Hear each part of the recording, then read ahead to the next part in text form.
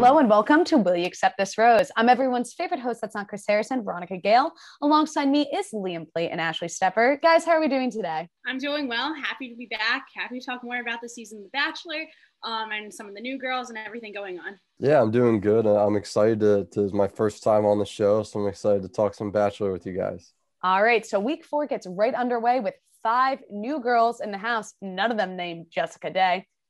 How do we feel about these new women? What do we think about them? Ash, we'll start with you. Okay, so I think production kind of saw how well it went, bringing in kind of some spice like with Tayshia last season and some new men along with her. So they were like, oh, wow, this works. Let's like run with it again. And I guess they kind of a week into it quarantined a few girls and were like, you're going in. Do I think it was fully fair to the other women?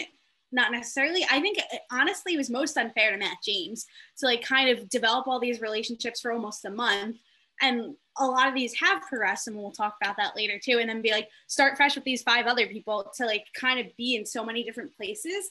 But one that stood out to me, and I know we're going to talk about too because there was a little bit of drama revolving around her, was Brittany.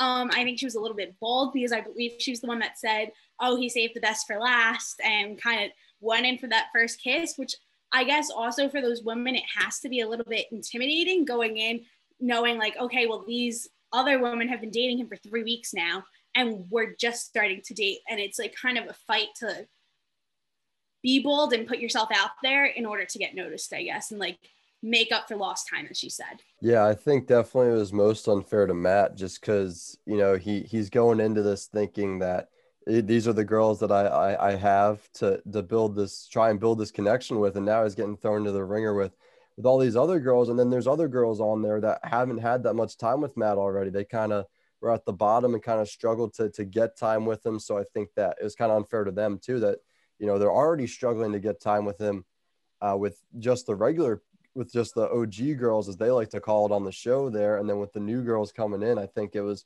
just kind of diminished them even more. But I agree with you, Ash. One person that stood out to me was definitely Brittany. I think the drama surrounding her and with everything Anna said, which we'll get into later, and then especially the way she made her first impression, just came up, said, hi, I'm Brittany, and then started making out with him. It was kind of interesting to see that kind of ploy there. I actually have to disagree. If I think it's unfair to anyone, I think it's unfair to the 5 women that just walked through the door. Why? Because all these other women have met Matt for about 3 weeks. Some of them have one-on-ones, and a lot of them are starting to form a connection. And now these girls have to start from square one. They have no connection so far. So they have to rebuild themselves up to compete with people who he's known 3 weeks prior. So if it's unfair to anyone, I personally think it's the 5 girls that walked in, but Brittany definitely stood out to me. And also Catalina, Miss Puerto Rico. I thought her dress was stunning. I loved her entrance. She kind of seemed like the better Queen Victoria. So I loved her. But moving in, they make their first impression. They're in the house, and now they're talking to the girls. What do we think of this immediate banter and immediate divide that created in that evening of drama? Liam? The thing that stood out to me was just Victoria was just so petty the whole time. And then you have her like take Catalina's like Miss Puerto Rico crown, which, I mean, she's trying to make a good first impression, show off that she was Miss Puerto Rico at one point, but now, and then Victoria's just like, no, I'm the queen. That whole stick, it got old real quick, and she makes the same thing. But I mean, you could tell right away that the OG girls were jealous a little bit. So I don't know. I kind of thought, my thinking is with this show, yes, you can be jealous of other girls getting time with your quote boyfriend that he's also dating 20 other women at the same time, but then you got to focus on your own relationship with Matt. Kind of, you can't really let these other girls affect you if you're confident in yourself. So I don't know, at some point I can understand a little bit jealousy and kind of getting mad at bringing new girls in, but then at some point you just gotta, it happens, so you gotta deal with it.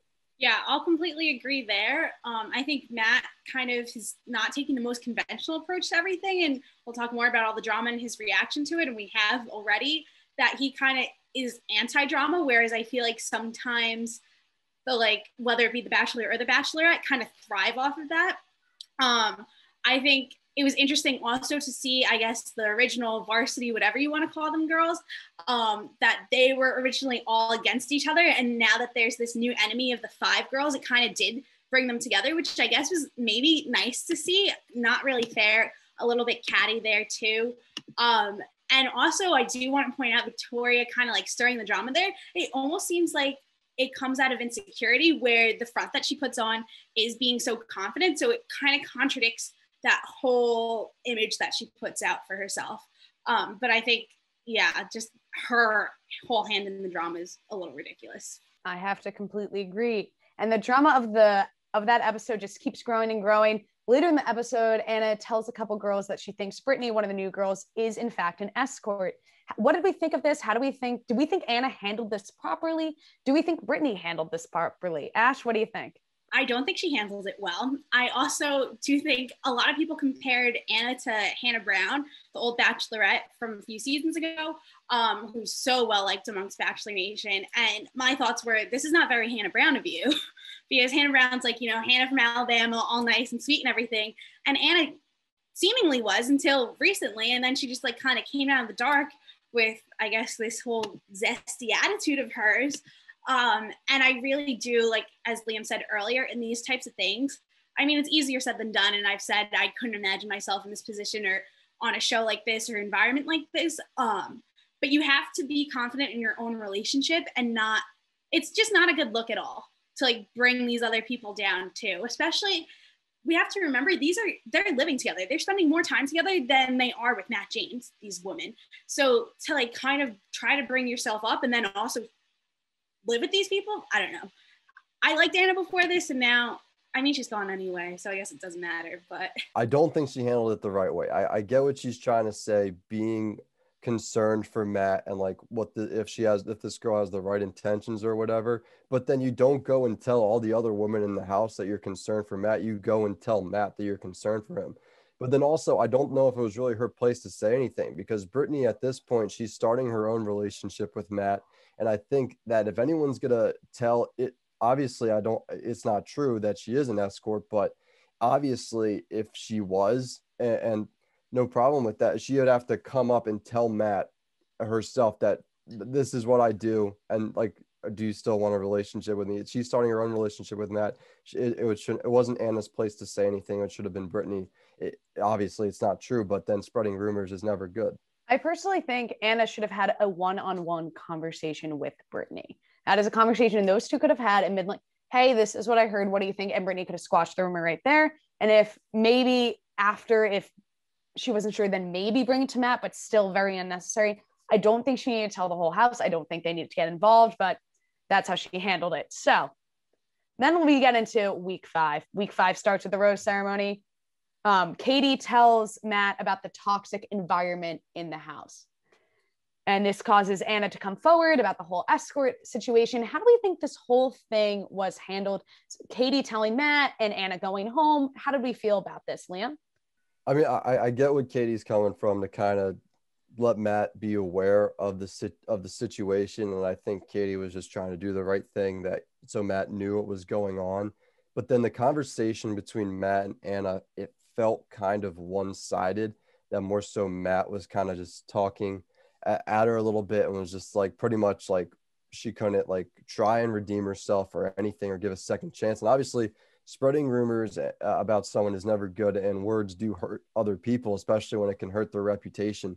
But it kind of felt like Matt wasn't really giving her a chance to kind of redeem herself a little bit or apologize, kind of. But I do respect the way Matt handled it, kind of like no drama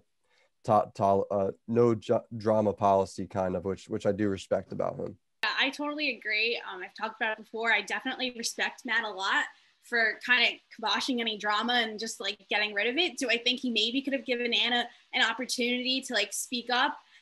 Yes, but maybe also he didn't feel that much of a connection anyway. And so this was just like kind of the straw that broke the camel's back in that relationship. And he was like, well, I wasn't that into you anyway. You're problematic. Take it easy, pack your bags. And I really do respect that about him, because I think sometimes maybe production gets involved, or they just like try to string along these characters, I guess, in the season. And Matt's just not really doing that. I have to agree. First off, I would say Anna looked beautiful that night. I'm obsessed with her outfit, obsessed with the hair. She looked amazing, but I think definitely Matt did the right thing sending her home. And I really love that he's trying to make a safe space for these women. and trying to get at the toxic people because he's worried about their experience here. And I just really enjoy his reasoning behind that. But then we get into the rose ceremony and Victoria is finally dethroned. People, Bachelor Nation is excited everywhere. How did we feel about this all her actions that night going down, Ash? Okay, maybe this will be a hot take, but I will miss her little antics. Do I think she's annoying? Absolutely. But I do think she provides entertainment value. I did look forward every week to see like what ridiculous thing is she wearing tonight? What is she gonna say to cause drama? I think her not hugging him or anything and just storming out was hilarious. I was like, all right, tell us how you feel. And I kind of saw it all as like an end scene to her whole act, because I'm standing by my theory that she was a pawn by production and that this was like, you know, her bow at the end, the curtain call, and she stormed out and that was it. And that was the end of her. I still believe that. I think she served her purpose maybe in all the drama. And they were like, okay, we have these 5 new girls in, you're cut, your time is over. And I do believe that. I think she's a pawn. Yeah, I definitely think Victoria was a bit of a producer pick there to kind of keep the drama going in the house. But I think whatever anyone could have predicted Victoria leaving the show, this was 10 times better. I was laughing the entire time. It was absolutely hilarious because she was just, I don't know. I like Ash says she kind of likes the job. I think she is so cringy. I just don't like her at all. And it was so funny seeing her leave. She was like, oh, like how could Matt not see? Like obviously the best one. And then when she didn't hug him or anything, and the way she left things was just so bad with him. And then Matt just kind of looked at her like, oh my God, what was I thinking? Kind of like, why did I keep her on this show? Obviously, I'm with Ash on the theory this was a producer pick, but I think it was hilarious. And I think I'm glad she's gone, but I think the way she left is very Victoria of her. I can't wait for her leaving to be in a top 10, like Mojo, like compilation of The Bachelor. I'm so excited to see it, but it was iconic. I mean, like that's going to go down in Bachelor history, that exit. I'm going to be upset. I'll miss her. I'm going to miss making fun of her outfits. So, but she'd be great in Paradise. So who knows? Maybe we'll see her there. But Victoria leaving did not end the drama. I know, shocking. And then we soon get into the MJ versus Jessena conflict. So Jessena tells Matt that MJ's fake in front of him and in front of the cameras. Do we think she had a right to say anything? Should she have said anything? Liam? You know, I kind of go back and forth on this one because, you know, you have MJ say the JV varsity comment, which isn't as bad as what Anna or Victoria did to these girls. Like one little thing. Okay, I feel like they should be able to get over this. But then I kind of think like she shouldn't have said that. Then I think Jessena, she's probably thinking, oh, so Matt's going to tolerate no drama. He sent Anna and Victoria home. Let me see if I can. MJ also was kind of mean to us when we got here. So maybe I can get him to send her home so it's less competition for me. I don't know. Obviously Jessena hasn't been on the show that long. So I don't know if this is the kind of person she is. So I definitely think that's one theory I think people have to think about, but I think it's only one thing. I don't think it was, obviously she was upset about the new girls, but I don't think it was as bad as anything Anna or Victoria did. Yeah, I have to agree. Also, I think this in the last couple of weeks, Victoria originally was the drama and then everything in the beginning too. But now there's some zesty women coming out of the woodwork here. We had Anna and her drama, and now MJ's coming out, where these were quieter, like non-problematic women being like major plot lines of these episodes. So I think that's super interesting. And like the dynamics of adding the new women. And obviously these original women are kind of folding under this pressure, if you want to call it. I really don't like when they refer to it as like a prize, because it's a person, and calling it like the winner of the show, because like everyone should kind of have a goal there of like, okay, well, I want you to be happy, Matt, as the Bachelor, and like it didn't work out between us. Like, who wants to be with someone that doesn't want to be with them? Not me, at least. Like, I wouldn't want to stay if that person didn't want to be with me anymore. And I think also too, the less problematic people usually make it a little bit further. Yes, it's less entertainment value. To go back to last season, I remember us talking about Zach C being like, we don't know much about him. It wasn't till towards the end that he kind of was like a little sleeper. And it's the less problematic people that just kind of let the chips fall where they do. And while it's less exciting for us, it probably is better for the Bachelor or the Bachelorette there. So I don't know if like being a pot stirrer or being the rat that goes back and says like, hey, they're different, or hey, they're causing drama. I don't know how far that's really going to get you in terms of like the relationship. Maybe on the screen it will, but not in terms of like actually finding love, which should be the goal, I think. I have to agree. I mean, I thought I understood in MJ's confessionals what she was saying. She's like, I'm just trying to stand out to Matt. Like that made sense to me, but at the same time, I don't really think MJ's a good person at this point. You know, she's kind of bullying the girls. Again, the JV varsity comment. So I don't really know how I feel about this drama, but then week 5 ends with an intense conversation between MJ and Jessena as they're waiting for Matt to come home. And it's almost like a very 2-on-1 vibe. One of them is probably going to go home next week. What do we think about this, Liam? I thought their conversation, it started to get very confrontational. It was not going to end well. And I think the thing that made it worse is that you could hear them fighting and you could see Matt James walking up and was like, he's going to get there and he's going to be like, oh my gosh, these two women. And it's like, I don't know how it's going to end. I honestly think ultimately MJ is going to end up going home, which is a shame because I like MJ. I mean, she said that one comment, but I don't think one bad thing completely puts a person out. So I like her. I think she's great. And I think she's putting an effort to try and stand up to Matt. I mean, she was first in line to try and stand out in the farm group date. And I think that was kind of brave of her. But I think MJ is going to end up going home simply because she's in the wrong here. I can't see this panning out super well for her, to be honest. I hope they both don't get sent home. I could see him saying, you know, class dismissed, you're both going home here. I guess we'll just kind of have to see how it pans out here. And I do feel bad that this was her one chance to kind of be bold and like say, Matt, I'm here for you.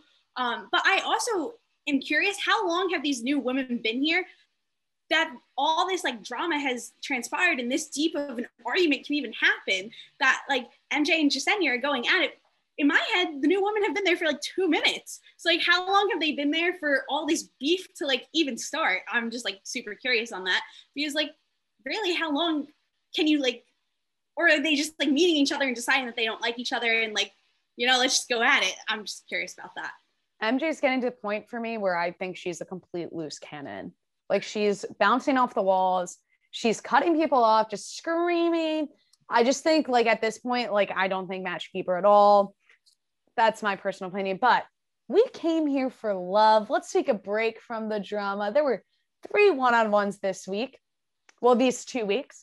Which one stood out to you guys? Ash? I will say we haven't talked about her yet. And she did impress me in her date was Kit. You know, she was another one from the original varsity, whatever you want to call them. And the youngest, I believe, on the season, 21 years old, same age as me, which I could not imagine ever being on this kind of thing ever, never mind right now at this point in life. She was like quiet, kind of in the back a little bit, always great outfits, but other than that, hasn't brought much. But I think their one-on-one was really good time that I think they needed to have for her to progress their relationship a little bit more. And then maybe it's production or maybe it's Matt being thoughtful, the whole cooking thing, which I know that she had mentioned earlier to him. Them doing that, I think that's like a great connection. It kind of reminded me of Tayshia and Ivan, which RIP, love that man still, was rooting for them, but it's okay, Tayshia and Zach. And I think it was good screen time for her, whereas, you know, Anna and MJ, those originals had bad screen time. I think Kit was one that got more screen time, but in a good way. Yeah, Ash kind of stole my answer. I also said Kits, but I'll talk a little bit. I think Kits. I think the cooking, the thoughtful, that was very thoughtful date, whether it was Matt or the producers. I think that was a great idea, and it built more of a connection between them. But I'll talk a little bit about Rachel. I think that showed that Matt kind of has Rachel as a favorite because, you know, he spoiled her with all the dresses and everything, and then the nice dinner too. I think that was really something. And then I think it was good they kind of made a connection there towards the end at dinner. But I think really what stood out to me was, I mean, obviously material things aren't the most important thing in a relationship, but I think that showed a lot about how much he cared about her, that he wanted to give her all that stuff. I mean, the shoes Matt gave Rachel are probably worth more than me. So very adorable. I really enjoyed that. Rachel had this huge extravagant date. And then the next group date was them literally working on a farm. I thought that contrast was absolutely hilarious. And the girls were complaining about it. And I was like, yeah, I'd be mad too, high key. But I had to say my favorite date was Kit's. I mean, adorable with the cooking. And it felt so real and natural. They really bonded. Kit's definitely like, she's been up there for me, but kind of taking a back seat. So it was nice to see her have screen time. But looking into the future, who do we think's going to end up being engaged to Matt? And who do we think maybe could be the next Bachelorette? Ash? Okay, so I have 3 people that I want to talk about here. My top 3 now are Brie, who we've talked about. I think their connection in that one-on-one that they had, I think 2 weeks ago now, was like super special. And the way that they connected and she opened up to him, I think that's going to bring them really far in their relationship.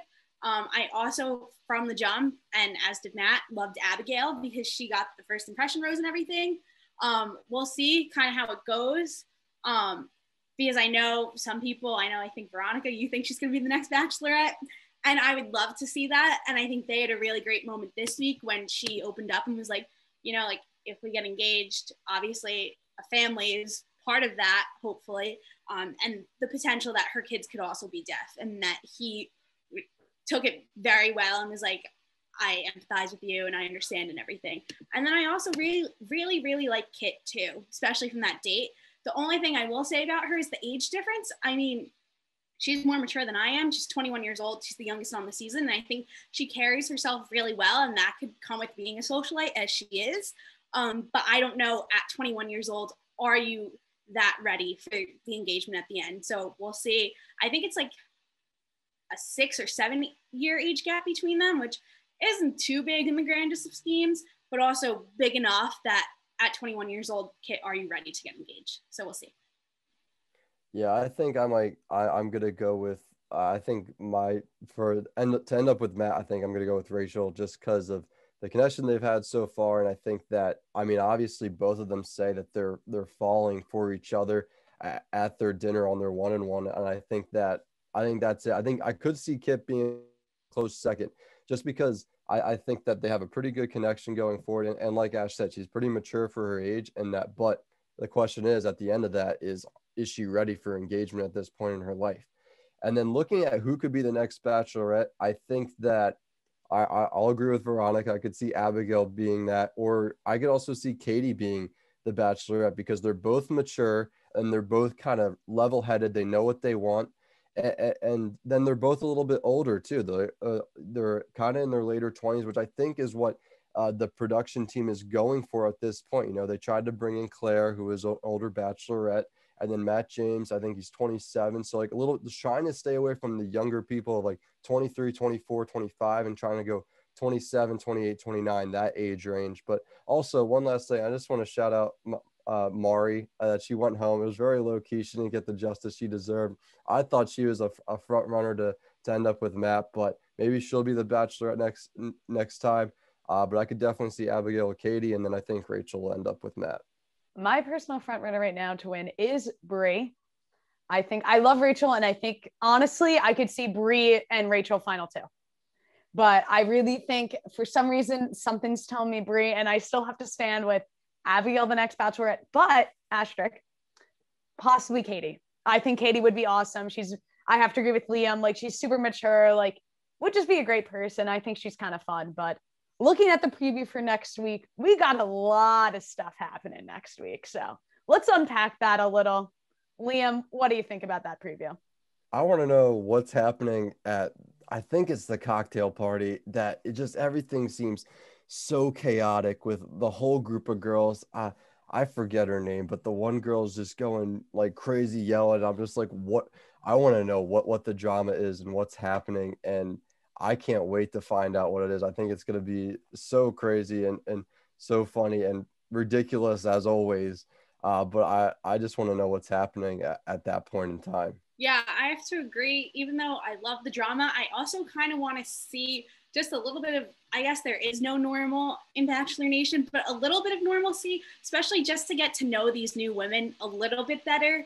And some of the other ones that are here that like kind of were randoms, not randoms, but don't get as much screen time. And also my jaw dropped. Tyler Cameron, I think, is finally coming on, the love of my life.